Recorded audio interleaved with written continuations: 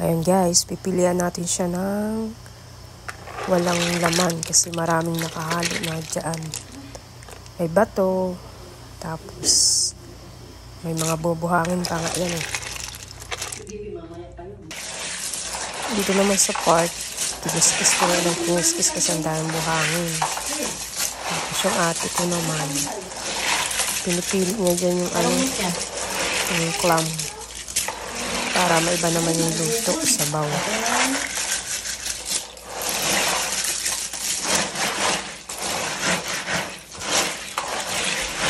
Ayan. Sige ako dyang kiss-kiss yan. Isang daming buhangin. Ano to? At ito na siya. Ayan. Lagay ko sa kawali. Gata na yan guys. Ayan. Kulay dilaw yung sabaw niya. Ayan.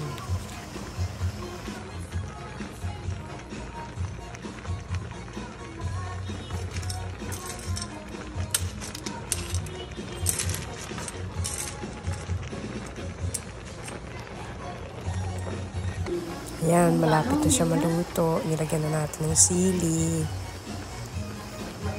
Masarap yung sabaw niya ng gata. Matamis-tamis. Ayan. Ayan, ready to eat na.